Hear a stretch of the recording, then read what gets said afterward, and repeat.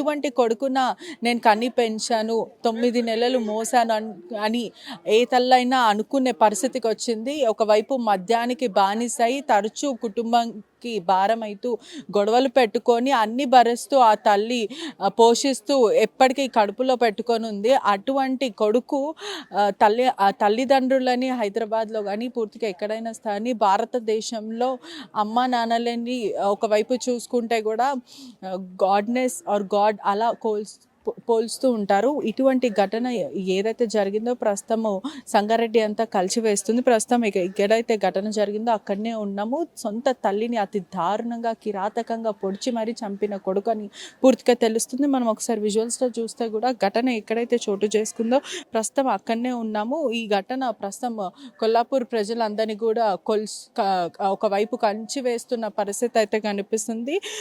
ఒకవైపు కన్న కొడుకే అతి దారుణంగా సుమారుగా 7 నుంచి 8 సార్లు పొడిచి చంపాడు.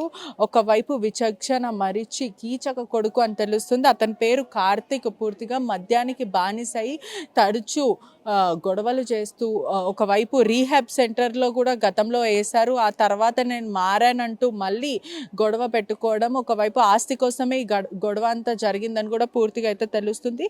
మరోవైపు చూసుకుంటే కూడా సంగారెడ్డి జిల్లా తెల్లాపూర్ మున్సిపల్ అక్కడ ఈ ఘటన చోటు చేసుకుని ప్రస్తుతం మనం అక్కడనే ఉన్నాం. ఈ దారుణ ఘటన తాగుడికి బానిసై గంజాయి, డ్రగ్స్ ఇవన్నీ కూడా సేవిస్తూ ఉంటారు. నవారు కార్తిక్ రెడ్డి 25 సంవత్సరాలు అని తెలుస్తుంది. తల్లి పేరు రాధిక 52. ఒకవైపు కత్తితో దాడి చేసి సుమారుగా 7 నుంచి 8 సార్లు పొడిచి ఆస్తి నా పేరు మీద రాయాలంటూ అనేక సార్లు అడిగిందంత డబ్బు నాకు ఇవ్వాలి, ఎంత కావాలంటే అంత ఇవ్వాలంటూ తాగుడికి బానిసై సొంత తల్లిని పొడిచి చంపాడు. ఒకవైపు తీవ్రంగా గాయాలవ్వడంతో రాధిక కిందనే పడిపోయింది. వెంటనే తనను హాస్పిటల్ ఉటౌటుగా తరలించారు. మరోవైపు రక్తస్రావంలో అంటే మొత్తం మీద బ్లడ్ అంతా కూడా స్టెయిన్స్ అంతా కింద పడిపోవడంతో స్థానిక ఉన్న వాళ్ళు వెంటనే హాస్పిటల్కి తీసుకెళ్లారు. కేవలం ఇదంతా కూడా మద్యానికి బానిసై గంజాయి కానీ మత్తు పదార్థాలకి అంతా కూడా బానిసైన తర్వాత సొంత తల్లిని అతి దారుణంగా